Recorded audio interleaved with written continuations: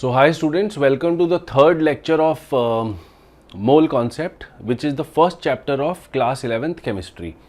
हमने अभी तक के दो लेक्चर्स के अंदर ये देखा कि एटॉमिक मास क्या होता है.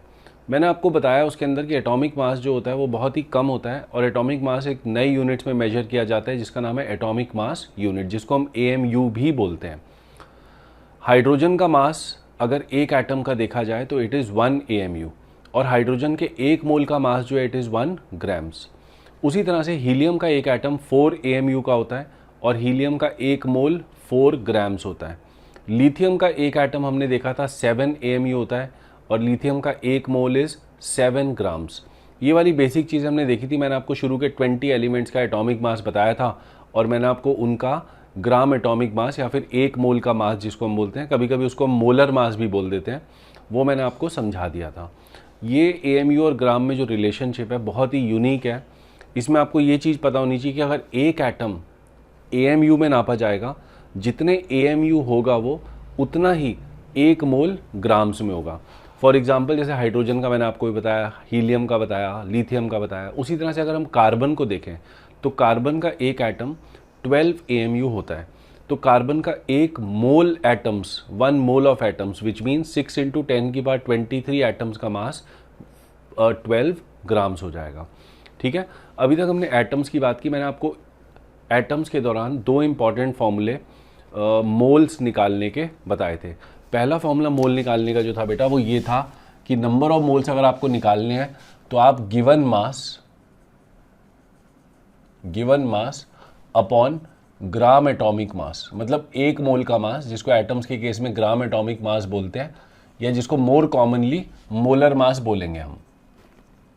सो this gram atomic mass is also known as molar mass. तो number of moles is given mass upon molar mass. ये दोनों ही मासेस ग्राम्स में होने चाहिए. Both of them should be in grams. एक फॉर्मूला मैंने आपको और बताया था नंबर ऑफ मोल्स निकालने का. It is given number of molecules divided by number of molecules in 1 mole. Unitary method है. नंबर ऑफ मॉलिक्यूल्स इन 1 मोल. ठीक है. तो जैसे अगर हम इसका एक छोटा सा एग्जांपल ले लें, अगर मैं आपको बोलूं कि आपके पास कोई एटम्स है, कोई एलिमेंट है उसके आपके पास एटम्स हैं and let's say you have got 12 × 10⁻23 atoms. ठीक है. A एलिमेंट के आपके पास इतने एटम्स प्रेजेंट हैं, तो कितने मोल्स A के आपके पास हैं ये आपसे पूछा गया. तो नंबर ऑफ मोल्स निकालने का सीधा सा फॉर्मूला ये वाला लगेगा. ठीक है. क्या बोलेंगे हम? Given atoms 12 × 10⁻23.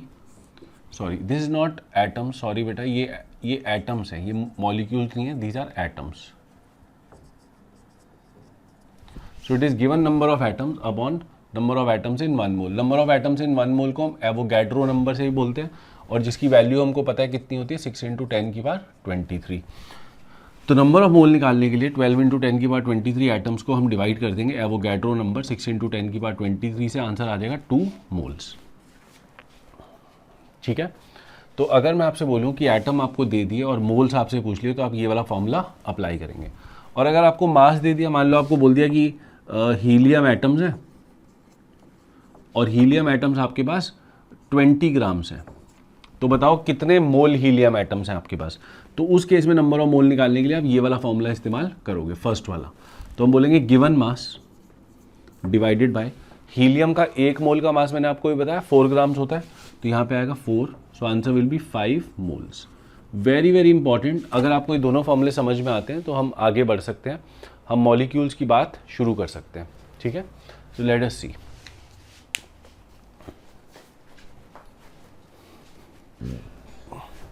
चलो, तो प्यारे बच्चों, before we start the topic of molecules, मैं आपको 2-3 इंपॉर्टेंट क्वेश्चंस कराना चाहता हूँ. 2-3 अच्छे क्वेश्चंस करते हैं, उसके बाद मॉलिक्यूल्स का डिस्कशन चालू करेंगे. So let's see the first question. Find the number of moles and atoms in the following. 112 grams of Fe atoms. Number 2, 24 milligrams of carbon atoms. Number 3, 32 kg of oxygen atoms.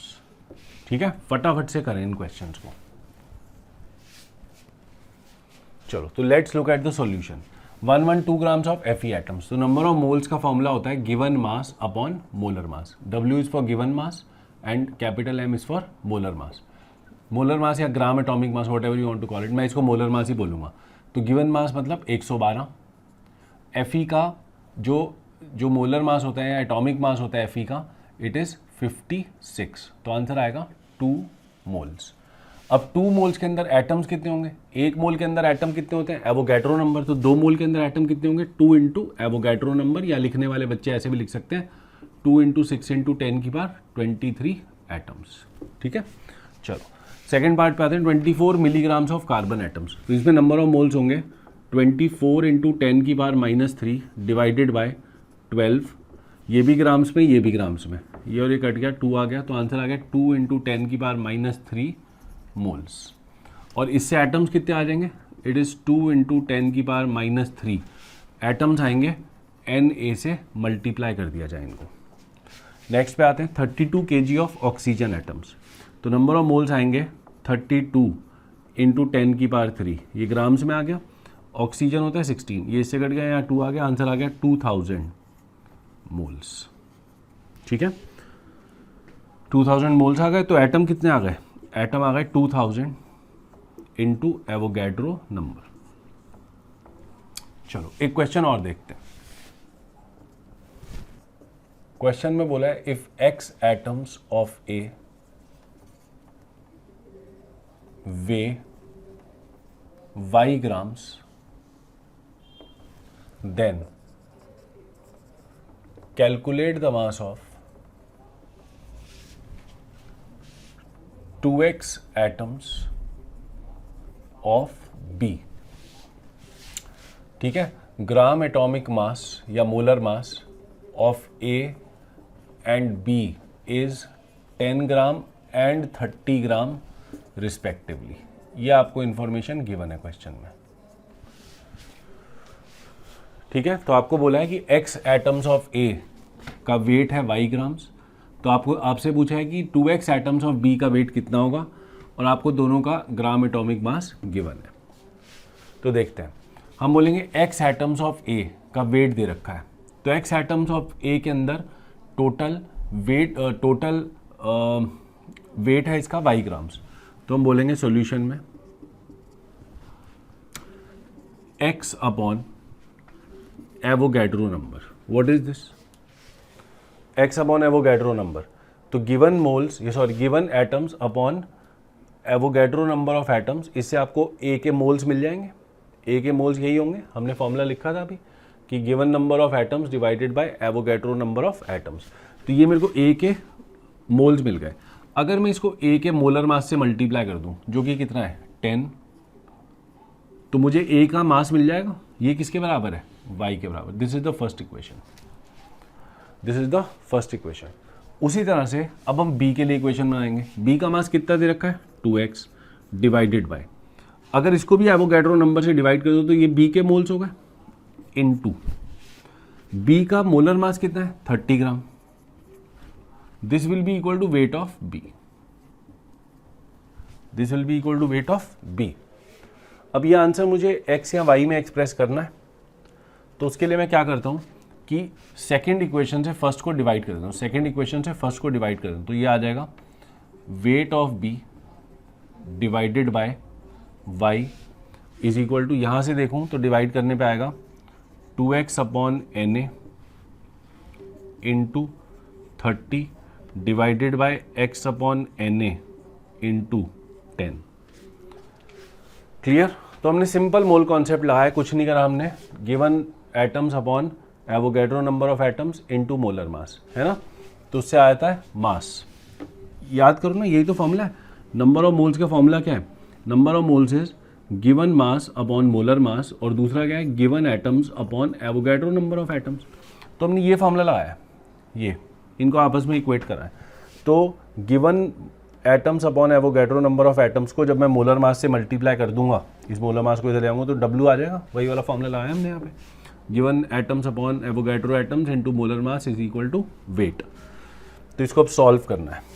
x upon Na यहाँ पे भी, x upon Na यहाँ पे भी है, 0 से 0 चला गया. ये y इस साइड ले आओ. तो देखो बचा क्या? यहाँ बचा 2. और यहाँ बचा इंटू 3, यही बचा मेरे हिसाब से। तो यहाँ से आ गया weight of B is equal to 6y। तो 2x एटम्स ऑफ B जो होंगे उनका जो वेट होगा वो 6y के बराबर होगा। Is it clear? ये इस तरह का क्वेश्चन एक बार जेई में ही पूछा गया है, सिमिलर क्वेश्चन। तो बिल्कुल सिंपल मोल कॉन्सेप्ट है, बस आपको ये दो फॉर्मूले समझ में आने चाहिए, ये दोनों। चलो तो प्यारे बच्चों, नेक्स्ट क्वेश्चन मैंने आपको एक और दिया है, आप इस क्वेश्चन को पढ़ें। क्वेश्चन में बोला है weight of 50 atoms of an element is 3000 AMU, calculate the number of atoms in 240 grams of element. ठीक है, तो क्वेश्चन को आप यहाँ पर रोकें वीडियो को और करने की कोशिश करें। Let's see how the solution will look like. 50 atoms का मास दिया 3000 AMU, तो क्या एक एटम का मास निकालना संभव है? बिल्कुल संभव है। यूनिटरी मेथड लगा दिया तो हम सीधा बोलेंगे 1 atom is 3000 divided by 50 AMU। भाई 50 का मास इतना है तो एक का मास इतना होगा, 0 से 0 चला गया, 300/5, सो इट इज 60 AMU। तो एक एटम का मास 60 AMU। तो एक मोल का मास कितना? एक मोल एटम्स का मास आपको तो पता ही है कि अगर 60 AMU है एक एटम का मास, तो एक मोल का मास कितना होगा? 60 ग्राम। तो ये ग्राम एटॉमिक मास आ गया या फिर मोलर मास आ गया 60 ग्राम। तो देखो यार 240 ग्राम में कितने एटम है ये पूछा है, तो 240 ग्राम में कितने मोल्स हैं ये निकाल लो।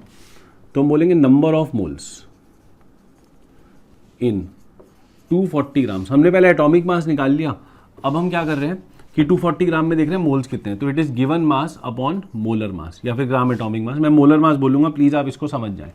तो गिवन मास कितना है? गिवन मास कितना है? 240 डिवाइडेड बाय एटॉमिक मास कितना है? 60, या मोलर मास कितना है? 60। तो आंसर आएगा 240/60, सो इट इज 4 मोल्स। तो 4 मोल है, लेकिन हमसे पूछा है calculate the number of atoms. तो एटम्स कितने हैं? एक मोल में आपको पता है एवोगैड्रो नंबर एटम्स होते हैं, सो it is 4 × Na। This will be the answer. I hope it is clear, I hope it is clear. समझ में आ गया सबको? अब हम स्टार्ट करेंगे इस चैप्टर का next topic which is molecules, जो कि बहुत इंपॉर्टेंट है। चलो बच्चों, तो the name of the topic is molecule. लिखें अपनी कॉपी में मॉलिक्यूल का क्या मतलब होता है। देखो कभी कभी ऐसा होता है कि हर एलिमेंट के लिए एक सिंगल एटम को एग्जिस्ट करना पॉसिबल नहीं होता। जैसे फॉर एग्जांपल हाइड्रोजन का एक सिंगल एटम होता तो है लेकिन अकेला रह नहीं पाता, वो एक ग्रुप में रहता है, इन अ ग्रुप ऑफ 2 एटम्स, जिसको हम बोलते हैं एक मॉलिक्यूल।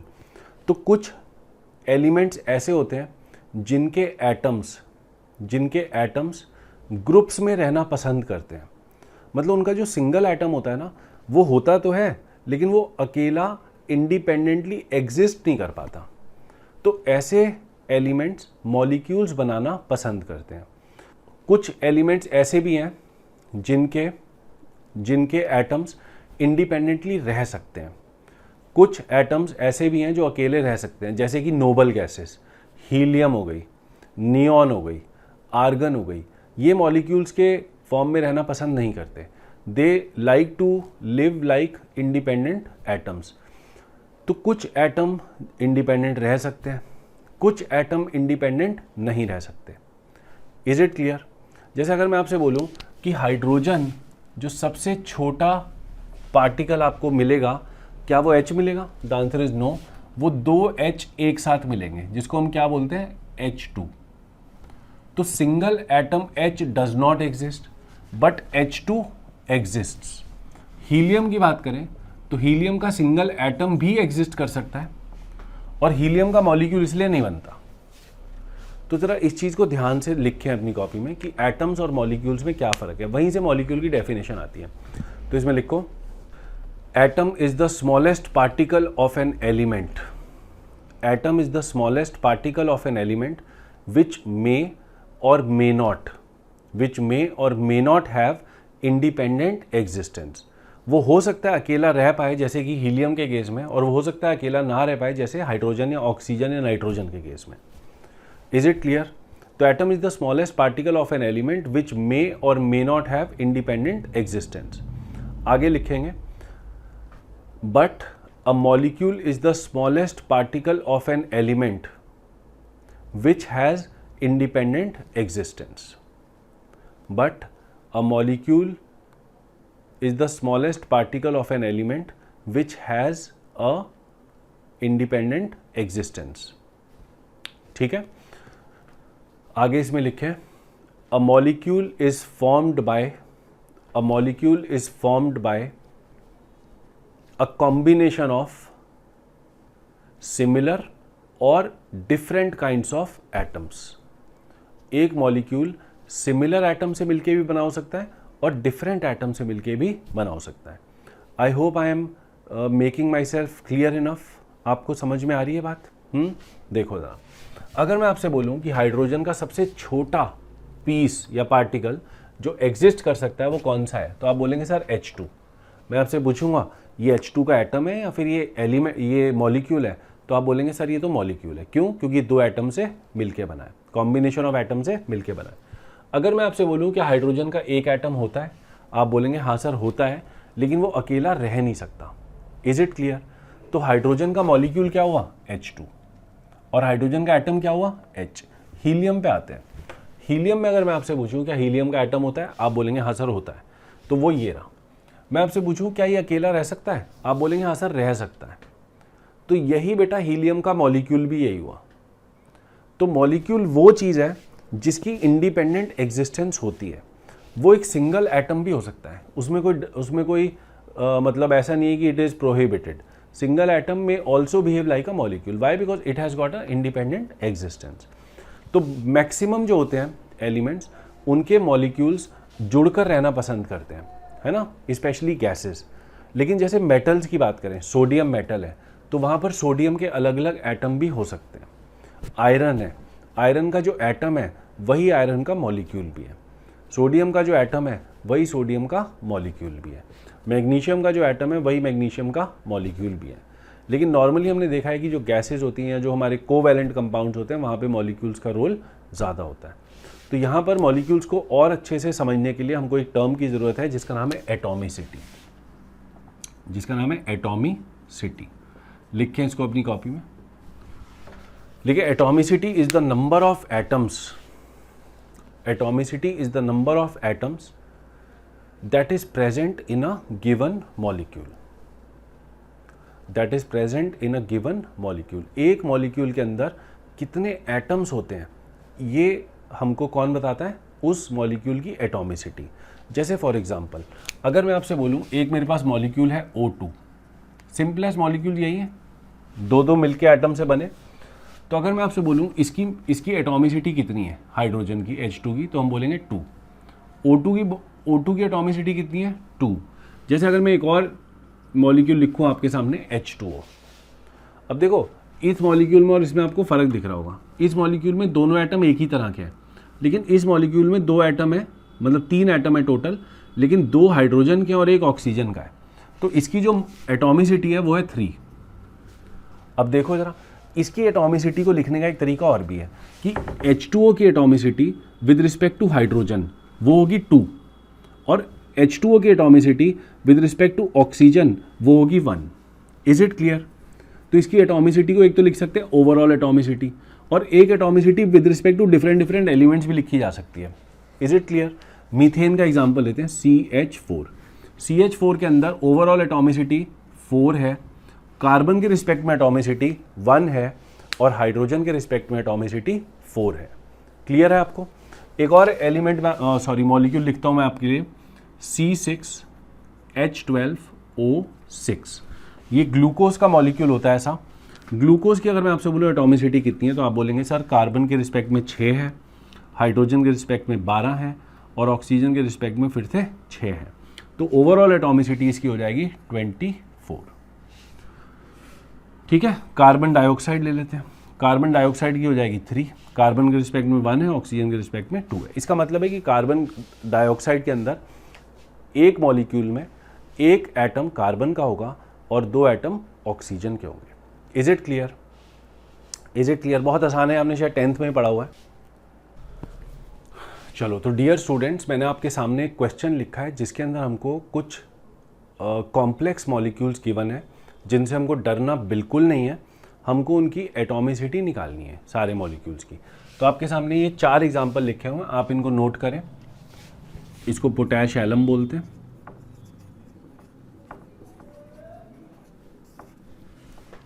आप इसको नोट करें और आप इसमें एटॉमिसिटी की वैल्यू निकालने की कोशिश करें। Please take approximately 3 to 4 minutes for these 4 questions and try to solve it. इसमें कार्बन की 12 है, हाइड्रोजन की 22 है, ऑक्सीजन की 11 है। इसका मतलब है इसके एक मॉलिक्यूल में कार्बन के 12 एटम है, हाइड्रोजन के 22 एटम्स हैं और ऑक्सीजन के 11 एटम्स हैं। तो ओवरऑल हो जाएगा 12 + 22 34 + 11, आंसर इज 45। इंडिविजुअली बोल सकते हैं with respect to carbon is 12, with respect to hydrogen is 22, with respect to oxygen is 11। इस पे आते हैं, मोहर सॉल्ट बोलते हैं इसको, FeSO4। Fe एक है कि Fe 2 है? F और E अलग अलग है, Fe एक ही है? एक ही है। आयरन है ना ये तो कभी कभी बच्चों को लगता है ये एक ही हो गया, एक ही हो गया, नहीं, ये दोनों मिलकर एक ही है। तो 1 और 1 सल्फर है, 2 और 4 ऑक्सीजन है, तो इनकी मिलाकर हो गई 7। अलग अलग करेंगे, ये 7 हो गया। अब इस वाले सेक्शन पे आते हैं, NH4 का है 5 और ब्रैकेट के बाहर लगा हुआ है 2, तो 5 2 = 10, 1 11 एंड 4 15, तो 15 यहाँ से आ गया। H2O 3H2O का हो गया इंटू 6, 18 यहाँ से आ गया। तो आप सबको ऐड कर दो, तो 7 + 15 22 + 18, आंसर आ रहा है मेरे हिसाब से 40। अगले पे आते हैं, पोटैश एलम, K2SO4, 2 और SO4 होता है 5, तो 2 और 5 7, तो 7 तो ये हो गया। सॉरी बच्चों, ये 6 है, ये 6 है और ये आंसर 39 आ रहा है, ठीक है ना, क्योंकि 7 तो यहाँ पे आ रहा है। 7 Al2SO4 होल थ्राइस, Al2 2 ये एल्यूमिनियम हो गए, SO4 होता है 5 3 = 15, 5 3 = 15 और 2 17, ये 17 एटम्स हो गए यहाँ पे। और H2O 3 होते हैं, तो 3 × 24, तो H2O में होगा 72। आप इन सबको ऐड कर लें, तो 7 और 17, 24 और 72, 96 हो गई इसकी एटॉमिसिटी। इसका मतलब क्या है? इसका मतलब है कि इसके एक मॉलिक्यूल के अंदर 96 एटम्स हैं। Can you understand? क्लियर है ना सबको? अच्छा, लास्ट वाले पे आते हैं, H2C2O4 है ना, ये ऑक्सैलिक एसिड होता है। H2C2O4 होगा 2 और 2 4 और 4 8, तो ये हो गए। इसको देखें, 2 और 2 4 और 8, अब इसको 2 से मल्टीप्लाई भी किया हुआ है, समझ गया? तो ये चीज़ जो है कितना है, 8 2 = 16। अच्छा, K2C2O4 इज 8 3 = 24, तो इनको ऐड कर देंगे, 8 और 16, 24 और 24 48। क्लियर? तो इस तरह से हमने इन 4 मॉलिक्यूल्स की एटॉमिसिटी निकाल ली। Is it clear to everyone? Very good. चलो गाइज, तो हम स्टार्ट करते हैं the topic of molecular mass. Molecular mass बिल्कुल एटॉमिक मास की तरह है। एक मॉलिक्यूल का जो मास होता है उसको हम बोलते हैं मॉलिक्यूलर मास, ठीक है? सिंपल सा टॉपिक है।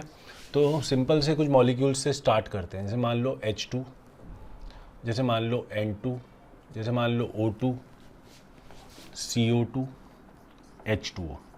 हम क्या करते हैं, यहाँ लिखता हूँ मैं इनका मॉलिक्यूलर मास। मॉलिक्यूलर मास, ये मॉलिक्यूलर मास AMU में मेजर किया जाता है, जस्ट लाइक एटॉमिक मास। और एक उसके बाद में लिख रहा हूँ ग्राम मॉलिक्यूलर मास। ग्राम मॉलिक्यूलर मास, जब भी ये शब्द लग जाता है ना ग्राम, तो ग्राम का मतलब होता है 1 मोल का मास। तो देखते हैं, H2 का एक मॉलिक्यूल का मास होगा 2 AMU। N2 का होगा, N2 होता है 14 + 14 28 AMU। ऑक्सीजन होगा 32 AMU। CO2 होगा, carbon is 12 + 32, it is 44 AMU। H2O will be 18 AMU। ठीक है, ये तो हो गया एक एक मॉलिक्यूल का मास। अब एक एक मोल का मास, ग्राम मॉलिक्यूलर मास को हम अब मोलर मास बोलना शुरू करने वाले हैं। ठीक है, we are not going to call gram molecular mass और ग्राम एटॉमिक मास और gram ionic mass, we are going to call all of them as molar mass. तो अगर मैं बोलूं कि इसके एक एटम का मास 2 AMU है, सॉरी एक मॉलिक्यूल का मास 2 AMU है, तो इसके एक मोल का मास कितना है? तो आप बोलोगे सर 2 × 6 × 10⁻23 AMU। येस और नो? भाई एक का मास 2 है तो इतने मॉलिक्यूल्स का मास कितना होगा? 2 × 6 × 10⁻23। तो यहाँ से जो आंसर आएगा ये AMU है। एक AMU आपको पता है कितना होता है? सो इट इज 2 × AMU जो होता है वो होता है 1/एवोगैड्रो नंबर ग्राम्स, या 1 ग्राम अपॉन एवोगैड्रो नंबर। ये हमने डिस्कस किया था डिटेल में। तो 6 × 10⁻23 को भी एवोगैड्रो नंबर लिखा जा सकता है। ये हो गया AMU, ये हो गया 6 × 10⁻23 और ये हो गया 2। तो Na कट गया, आंसर आ गया 2 ग्राम्स। तो अगर एक मॉलिक्यूल का मास 2 AMU है तो एक मोल मॉलिक्यूल्स का मास 2 ग्राम्स है। Is it clear? सबको समझ में आ गई बात? इसको देखो, 28 वाले को देखते हैं। 28 अगर एक मॉलिक्यूल का मास है तो एक मोल का मास होगा 28 ग्राम्स। अगर एक मॉलिक्यूल का मास 32 है तो एक मोल का मास होगा 32 ग्राम्स। तो देखो एक्चुअली तो मॉलिक्यूलर मास या मोलर मास की, जब हम मॉलिक्यूलर मास की बात करते हैं तो AMU में करते हैं, है ना, और मोलर मास की बात करते हैं तो ग्राम में करते हैं। क्लियर? लेकिन अगर आगे चल के नॉर्मल लैंग्वेज में आपसे कोई बोलता है कि H2O का मोलर मास कितना है, H2O का मॉलिक्यूलर मास कितना है, तो हमारे लिए वो 18 ग्राम्स ही होगा। मैं आपको ये बताना चाहता हूँ कि इन वाली चीज़ों की जो एप्लीकेशन है बड़ी लिमिटेड है, ये सिर्फ समझने के लिए होता है। बाकी जितने भी क्वेश्चंस हम करने वाले हैं उन सब के अंदर हमको इसकी ज़रूरत पड़ने वाली। तो ग्राम्स में जो मास लेंगे उसी को हम मोलर मास बोलेंगे। ये क्या है? 44 ग्राम्स। ये कितना है? 18 ग्राम्स। Is it clear? अगर मैं आपके सामने और कुछ मॉलिक्यूल्स लिखूं तो क्या मुझे आप उनका मोलर मास, उनकी एटॉमिसिटी, ये सब निकाल के बता सकते हो? जैसे इसकी एटॉमिसिटी कितनी है? 2, इसकी भी 2, इसकी भी 2, इसकी 3, इसकी 3। ठीक है, तो मैं आपको एक क्वेश्चन देता हूँ। ओके बच्चों, तो मैंने आपके सामने 8 मॉलिक्यूल्स लिखे हैं। आप उनकी एटॉमिसिटी, उनका मॉलिक्यूलर मास और उनका ग्राम मॉलिक्यूलर मास कैलकुलेट करें। आप इस क्वेश्चन का स्क्रीनशॉट लें और 5 to 7 मिनट्स में इस क्वेश्चन को करने की कोशिश करें। चलो लेट्स सी, एटॉमिसिटी देखते हैं। तो इसकी एटॉमिसिटी होगी 6 + 12 + 6 यानी 24। इसकी एटॉमिसिटी है 1, 2, Mn is only 1, O4, so it is 6, NH2CO NH2, तो NH2 3 हो गया, NH2 3 हो गया, 6, 7, 8, 12 और 22, 34 और 11, 45, 4 और 10, 14, FeSO4 ये हमने किया था अभी, है ना, FeSO4 इट इज 6, मोहर सॉल्ट बोलते हैं इसको, 6 और 10, 16, 17 और 4, 21, 21 और 18, 39, H3PO4 3, 1, 4 और 4, 8, 2, 1, 3 और 4, 7। करें फटाफट से। चलो बच्चों, इसको देखते हैं कि इस मॉलिक्यूल का मास कैसे निकालेंगे। कार्बन की एक एटम का मास होता है 12, 6 एटम्स है, तो हम बोलेंगे 6 × 12 प्लस हाइड्रोजन का एक एटम है 1 इंटू, हाइड्रोजन 1 ग्राम होता है तो इंटू 12 प्लस ऑक्सीजन 6 एटम है और 16 होता है oxygen, so it is 6 × 16। This is 12 × 1, 12 atom into 1 ग्राम का एक एटम। तो अगर हम टोटल करें तो ये आप देखेंगे ये 180 ग्राम्स आएगा, ये 180 AMU आएगा। ठीक है, और एक मोल का मास कितना आएगा? 180 ग्राम्स, यही है बस। ओके, KMnO4 देखते हैं। K होता है 39, Mn का एटॉमिक मास होता है 55 और O4 है तो 4 × 16। आप सबको ऐड करें, आंसर आएगा 158 AMU, एक मॉलिक्यूल का मास। और अगर एक मोल का मास निकालना है तो AMU को रिप्लेस कर दें ग्राम के साथ। आगे देखते हैं, ये यूरिया होता है, यूरिया, ठीक है ना, ये पोटेशियम पर मैंगनेट होता है, ये ग्लूकोज होता है। तो यूरिया का जो आता है इट इज 60 AMU और यहाँ पे आएगा 60 ग्राम्स। ये देखें, ये सुक्रोज का मॉलिक्यूल है, सुक्रोज। आप ऐड करें 12 × 12 प्लस 22 × 1 प्लस 11 × 16, आप आंसर देखेंगे आएगा 342 AMU और यहाँ आएगा 342 ग्राम्स। इज इट क्लियर कि अगर एक मॉलिक्यूल का मास AMU में होगा तो एक मोल का मास ग्राम में होगा, जिसको हम बोलते हैं मोलर मास या फिर जिसको हम बोलते हैं ग्राम मॉलिक्यूलर मास। आगे चलते हैं, ये ब्यूटेन है C4H10, तो 4 कार्बन 4 × 12 प्लस 10 × 1, तो ये आ रहा है 58 AMU और ये आ रहा है 58 ग्राम्स। समझ में आ गई बात कि कार्बन का एक एटम होता है 12 AMU और एक मोल एटम होता है 12 ग्राम। तो अगर इसके एक मोल मॉलिक्यूल लेंगे तो उसके अंदर 4 कार्बन के मोल होंगे, तो 4 × 12 ग्राम। ठीक है, इस पे आते हैं। अब इसको सॉल्व करना पड़ेगा, थोड़ा सा टाइम लगेगा। Fe होता है 56, प्लस सल्फर होता है 32, सल्फर इज 32, ऑक्सीजन इज 16, ठीक है। तो ये FeSO4 का निकाल लें अलग से पहले, फिर ये अमोनियम सल्फेट है इसका निकाल लें, ये होगा NH4 होल ट्वाइस, तो मैं कैलकुलेट करता हूँ, चलो 56 प्लस 32 88 प्लस 64, तो FeSO4 का आ गया 88 प्लस 64 यानी 152 प्लस ये NH4 होल ट्वाइस SO4 का देखते हैं, N का होता है 14 प्लस 4 18 इंटू 2 36 प्लस 32 68 प्लस 64, तो यार है 132। अमोनियम सल्फेट ये वाला सेक्शन है, इसका आ रहा है 132। अब चेक कर लेना एक बार, 6H2O 6 इंटू 18, तो इसका आ रहा है 108, ऐड करा तो ये आ रहा है 240 और 152, तो this is coming out to 392 AMU।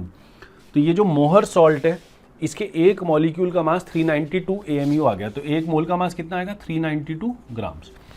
आगे देखते हैं H3PO4, 3 प्लस फॉस्फोरस होता है 31 और ऑक्सीजन होता है 16, तो 64 प्लस 31 95 प्लस 3 98 AMU,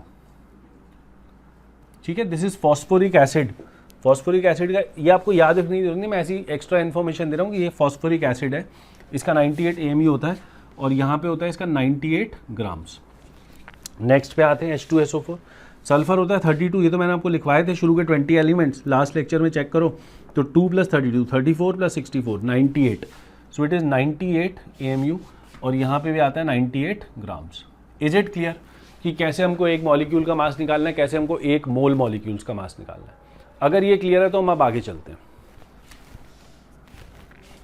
चलो, तो जिस तरह से बेटा हमने एटम्स के नंबर ऑफ मोल्स निकाले थे या नंबर ऑफ ग्राम एटम निकाले थे, उसी तरह से हम मॉलिक्यूल्स के अंदर भी नंबर ऑफ ग्राम मॉलिक्यूल्स या number of moles of molecules निकालेंगे। बिल्कुल सेम फॉर्मूला। क्या फॉर्मूला था? Formula was earlier given mass upon molar मास। वहाँ पे एक्चुअली मोलर मास की जगह हमको बोलना चाहिए था ग्राम एटॉमिक मास, लेकिन हम उसको मोलर मास ही बोलेंगे। तो यहाँ भी फॉर्मूला सेम रहेगा, गिवन मास अपॉन मोलर मास। बड़ा ही सिंपल है। जैसे मान लो अगर H2O की बात करूँ तो इसके एक मोल का मास कितना है? अभी हमने देखा है क्वेश्चन, 18 ग्राम। अगर मैं बोलूँ मेरे पास 36 ग्राम वाटर है, 36 ग्राम वाटर, तो how many moles of water are there? Very good, आप तो स्मार्ट हो, आपको दिख रहा है अगर ये 18 ग्राम है, 18 ग्राम में एक मोल आता है, तो 36 ग्राम में कितने मोल आएंगे? 2 आएंगे। यहीं पे रख के देख लो, 36/18, 36/18। समझ में आ गया सबको फॉर्मूला? तो इसको लिख लें आप जरा अपनी कॉपी में, दिस इज गिवन मास, ये भी ग्राम्स में होना चाहिए, डिवाइडेड बाय मोलर मास, ये भी ग्राम में होना चाहिए। एक और फॉर्मूला लिखेंगे यहीं पर, capital N upon capital Na, same, कोई डिफरेंस नहीं है। ये क्या है? पहले था ये number of atoms divided by atoms in 1 मोल, इस बार हो जाएगा number of molecules upon molecules in 1 mole. It is the same formula. तो यहां मैं लिख रहा हूं, ये हो गया नंबर ऑफ मॉलिक्यूल्स और ये हो गया एवोगैड्रो नंबर। एग्जाम्पल देख लेते हैं छोटा सा उस फॉर्मूले से रिलेटेड। अगर मैं आपसे बोलता हूं कि एक मोल वाटर क्या आएगा मन में? कितने मॉलिक्यूल्स हैं? 6 × 10 की पावर 23 मॉलिक्यूल्स। अगर मैं बोलता हूं मेरे पास 12 × 10 की पावर 23 मॉलिक्यूल्स हैं पानी के, मेरे पास 12 × 10 की पावर 23 मॉलिक्यूल्स हैं पानी के, तो how many moles of water will be there with me? There will be 2 moles of water. Yes और नो? येस और नो? तो यहां पर 2 मोल वाटर आएगा। क्लियर हो गई बात? तो ये फॉर्मूला यही है, 12 × 10 की पावर 23 डिवाइड बाय 6 × 10 की पावर 23, ये वाले न्यूमेरिकल्स है। तो 12/6 कितना आएगा? 2 ही तो आएगा। तो नंबर ऑफ मोल निकालने का एक फॉर्मूला ये हो गया दोबारा से, और एक फॉर्मूला ये हो गया। अब हम करेंगे इसके ऊपर कुछ क्वेश्चंस। चलो बच्चों, तो जो हमारा सबसे इंपॉर्टेंट मोल कॉन्सेप्ट का फॉर्मूला है जो ऊपर लिखा हुआ है आपके सामने, इस फॉर्मूले से रिलेटेड मैंने आपके सामने 4-5 क्वेश्चंस लिखे हैं। आपको इस सब्सटेंस दे रखा है, उसका मास दे रखा है, आपको बताना है उसमें मोल्स कितने हैं और मॉलिक्यूल्स कितने हैं। मोल निकालने का सिंपल फॉर्मूला होता है जब मास गिवन हो W/M, ये लिखा हुआ फॉर्मूला आपके सामने। और मॉलिक्यूल निकालने का फॉर्मूला होता है number of moles into Avogadro number. 1 मोल है तो 6 × 10 की पावर 23, 2 मोल है तो 2 × 6 × 10 की पावर 23, तो 2 × एवोगैड्रो नंबर, 3 मोल है तो 3 × एवोगैड्रो नंबर, वो वाला फॉर्मूला है। क्लियर? तो इसको यूज़ करते हुए जरा आप इस क्वेश्चन को करने की कोशिश करें। मैं आपको कुछ इंपॉर्टेंट इन्फॉर्मेशन बता दूं। Mn जो होता है 55 होता है इसका एटॉमिक मास, लिख लें जरा। सल्फर का तो आपको पता ही 32 होता है, यहाँ पे यूज़ होगा कहीं पे, ये रहा सल्फर। Cr जो है क्रोमियम, इसका 52 होता है, क्रोमियम इज 52। ठीक है, सॉल्व करें, टेक 3 to 4 मिनट्स, 5 मिनट्स भी ले सकते हैं इसको सॉल्व करने में, करें फटाफट से। चलो let's see how to do it. 9 grams of H2, 9 grams of H2, तो मोल्स होंगे 9/18। H2O का मोलर मास 18 होता है, तो given mass upon molar mass, ये इसके साथ चला गया तो आंसर आ गया 0.5। 31.6 ग्राम्स ऑफ KMnO4, तो ये आएगा 31.6 डिवाइडेड बाय KMnO4 का आप निकाल लें, KMnO4 का आता है 158, सॉल्व कर लिया। K होता है 39, Mn होता है 55, तो ये आंसर आएगा 158 डिवाइड करके। तो आप देखेंगे अगर ये मैं हटा दूँ 0 और नीचे एक 10 लगा दूँ तो ये 2 से कट जाएगा, तो 2/10 हो जाएगा आंसर, यानी 0.2। 12.8 मिलीग्राम, मिलीग्राम से थोड़ा सा सतर्क रहना है हमको, ग्राम में होना चाहिए। So it is 12.8 into 10⁻³ divided by SO2, sulphur is 32 plus 2 into 16 is again 32, सो 64 हो गया टोटल, ये आ गया 64। ये हटा दिया, यहाँ पे 10⁻⁴ कर दिया, ये इसके साथ कट गया, 2 आ गया, तो आंसर आ गया 2 इंटू 10⁻⁴ मोल्स। ओके गाइज, कोई डाउट तो नहीं है? चलो 8 माइक्रोग्राम, माइक्रो मैंने आपको लास्ट क्लास में बताया था, इट इज़ 10⁻⁻⁶, तो 8 माइक्रोग्राम मीथेन, तो इसके अंदर मास होगा 8 into 10⁻⁻⁶ divided by methane, methane है कार्बन 12 प्लस हाइड्रोजन 1 होता है, तो ये 1 4 4 प्लस 12 16, ये इसके साथ कट गया, यहाँ 1 आ गया, यहाँ 2 आ गया, तो आंसर आ गया 0.5 इंटू 10⁻⁻⁶ मोल्स। ये सब मोल्स हैं बेटा, ये वाले, ये भी मोल्स हैं। आगे चलते हैं। 29.4 ग्राम्स ऑफ K2Cr2O7, K2Cr2O7 एक बहुत ही इंपॉर्टेंट रिएजेंट होता है केमिस्ट्री में, और इसका जो मोलर मास है अगर आप निकालोगे, K39 होता है, 39 2 78, 52 into 2 is 104, 7 into 16 is 112, add करके देखना 294 आता है, तो ये आएगा 29.4 डिवाइडेड बाय 294, इसको हटा दो, नीचे एक 10 एक्स्ट्रा लगा दो, ये और एक कटकर 1 आ गया, आंसर आ गया 1/10, आंसर आ गया 0.1। Now once you get the number of moles, now the only exercise that is remaining is to calculate the number of molecules. Molecule निकालना बहुत आसान है, मोल्स को एवोगैड्रो नंबर से मल्टीप्लाई करते हैं, तो ये आ जाएगा 0.5 इंटू Na। ये सिमिलर क्वेश्चन हमने एटम्स में भी किए थे, फिर रिमेंबर है ना, तो एक बार ज़रा रिवाइज कर लें उनको भी। तो यहाँ पे आएगा 0.2 Na, यहाँ आएगा 2 इंटू 10⁻⁴ Na, यहाँ आएगा 0.5 इंटू 10⁻�6 Na। Na को आप 6 इंटू 10⁻23 रख के पूरा सॉल्व भी कर सकते हो, but it's a wastage of time, so right now I am just writing in terms of Na। यहाँ आंसर आएगा 0.1 Na। Is it clear to everyone? क्या ये कॉन्सेप्ट सबको क्लियर है? यहाँ पे लेक्चर को आप 1 मिनट के लिए पॉज करें, 2 मिनट के लिए पॉज करें, और जितना हमने आज के लेक्चर में अभी तक पढ़ा है उसको एक बार रिवाइज करें और अपने दिमाग में उठाने की कोशिश करें, then we'll move forward to the next topic. चलो बच्चों, अब हम जितना हमने अभी तक मॉलिक्यूल्स का पढ़ा है उसको मैं थोड़ा सा आपको समराइज़ कराता हूँ, ताकि हमको सारे फॉर्मूले अच्छे से समझ में आ जाए। मैंने एक फ्लो चार्ट के रूप में आपको बताने की कोशिश की है यहाँ पे। आप ज़रा ध्यान से देखें, आपको अगर किसी सब्सटेंस का मास गिवन होगा, क्या आप उससे मोल्स निकाल सकते हैं? मास की शॉर्ट फॉर्म होती है W, गिवन मास की बात हो रही। मोल्स होता है स्मॉल n, मॉलिक्यूल्स होता है कैपिटल N, और एटम्स के लिए हमारे पास कोई इस तरह की नोटेशन नहीं है। चलो, मास से अगर मोल्स निकालने हो, क्या मैं ऐसे जा सकता हूँ इस तरफ? बोलो क्या करना पड़ेगा? मास से मोल्स निकालने के लिए आपको पता है मास को, you know mass, given mass को you have to divide by molar mass. तो मैं लिख रहा हूँ डिवाइड बाय मोलर मास, इसको डिवाइड बाय मोलर मास करोगे तो ये आ जाएगा। नाउ मोल से अगर मॉलिक्यूल निकालने हो तो क्या करूंगा? मोल से मॉलिक्यूल निकालने हो तो क्या करेंगे? Multiply by Avogadro. अरे ये तो करते हैं स्मार्ट बच्चे हो यार आप तो। मॉलिक्यूल से अगर एटम निकालने हो, very simple, multiply by atomicity.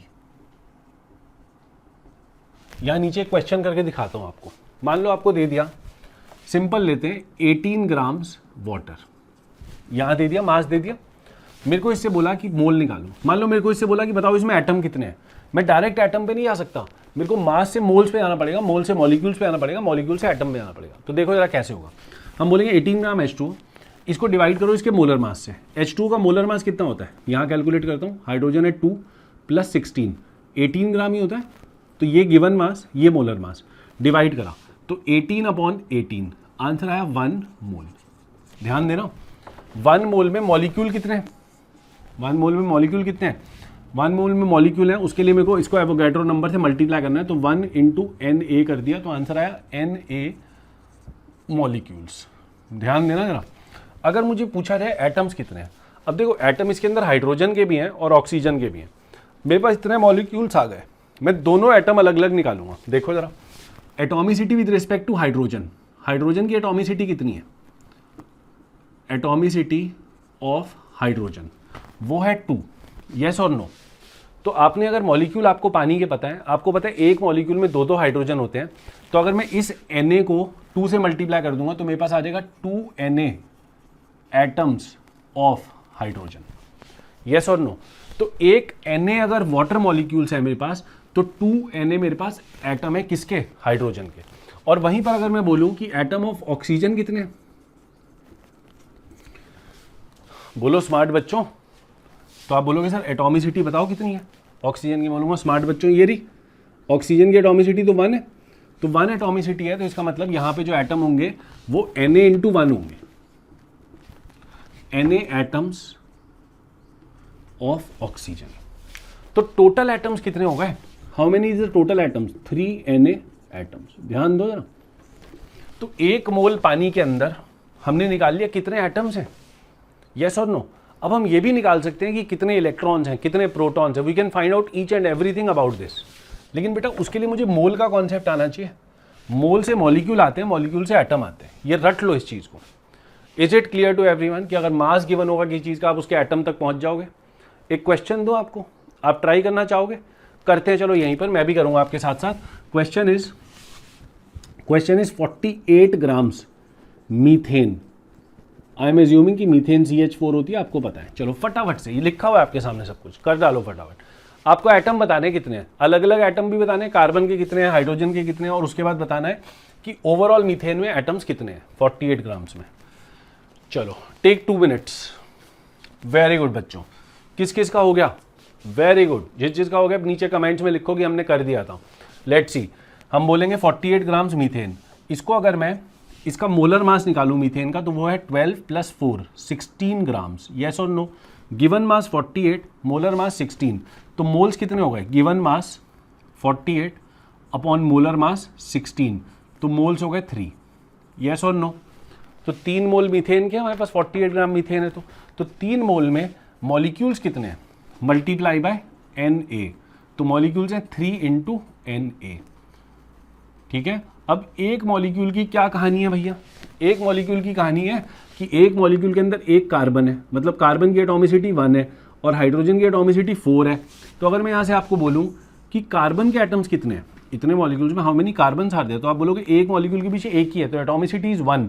तो we are multiplying this number of molecules by atomicity to get the number of atoms.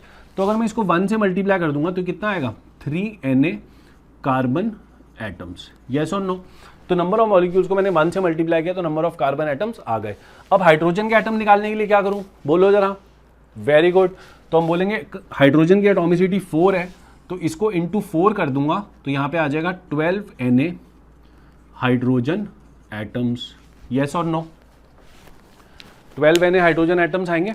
तो overall total number of atoms of methane अगर निकालने हो, मतलब मीथेन के अंदर कितने एटम्स हैं, सो it is 3 + 12 15Na atoms. Clear है सबको। ये फ्लो चार्ट आपके सामने बना हुआ है, इस फ्लो चार्ट को याद कर लो। 2 क्वेश्चंस मैंने आपको करा दिए। आपको कोई भी इंफॉर्मेशन देगा इनमें से, आप उस साइड जाना सीख गए हो, येस और नो। एटम आ गए तो बेटा उसके बाद हम ये भी देख लेंगे कि कैसे इलेक्ट्रॉन प्रोटॉन निकालते हैं, मैं आपको कराऊंगा वो क्वेश्चन। बट अभी हम एटम्स पे ही खुश हैं। एटम से हम इलेक्ट्रॉन प्रोटॉन निकाल सकते हैं कैसे, जैसे मुझे पता है एक कार्बन एटम में 6 इलेक्ट्रॉन होते हैं और 6 प्रोटॉन होते हैं और 6 न्यूट्रॉन होते हैं, ये मुझे पता होता है। है ना, तो उस हिसाब से हम निकाल सकते हैं, लेकिन अभी हम उस पर नहीं जाते हैं, अभी हम इलेक्ट्रॉन प्रोटॉन को थोड़ा रुक जाते हैं, अभी हम करेंगे क्वेश्चंस। फिलहाल मैं आपको ये चाहता हूं कि आप मास से एटम्स तक निकालना सीख जाओ।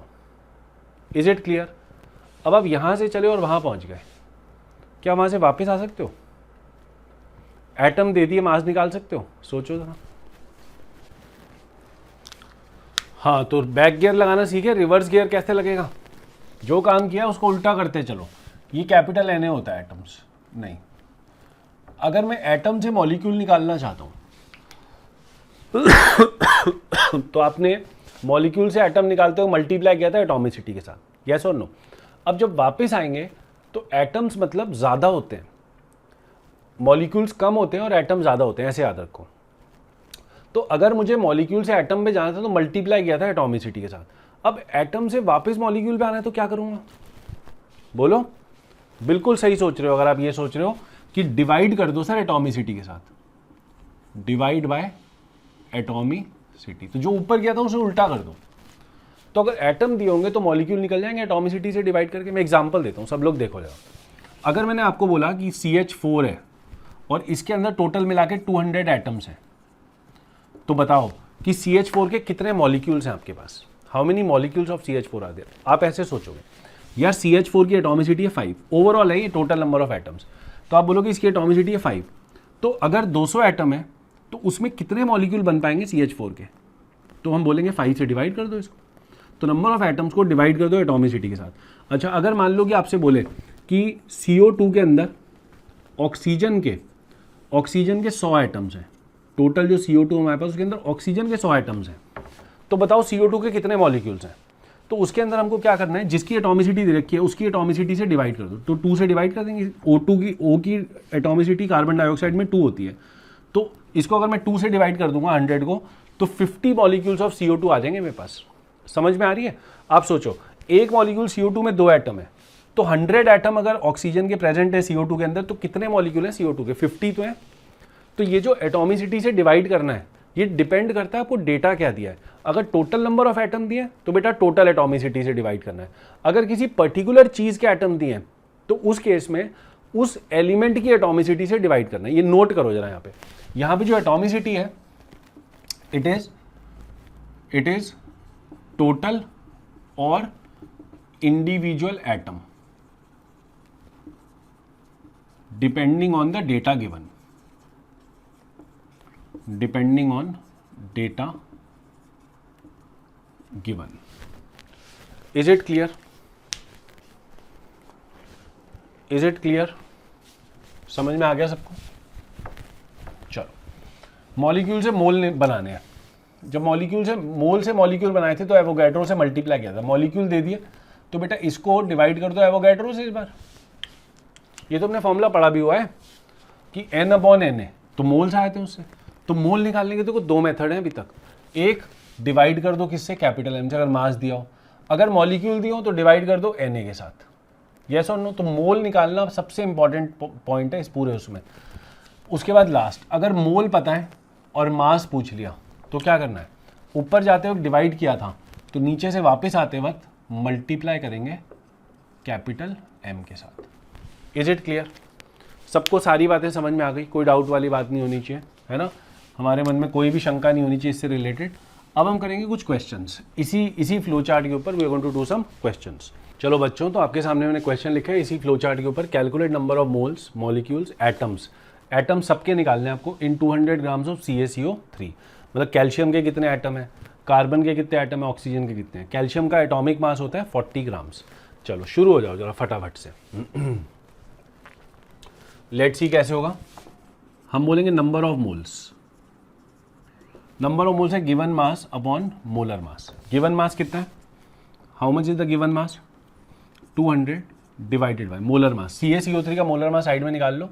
तो ये कैल्शियम का होता है 40 प्लस कार्बन का होता है 12 प्लस ऑक्सीजन का होता है 48। 16 3 जा 48। आंसर आता है 100 ग्राम्स। तो 200 अपॉन 100 आंसर आ गया 2 मोल्स। Is it clear? तो 2 मोल आ गए हमारे पास। अगला नंबर आता है मॉलिक्यूल्स का।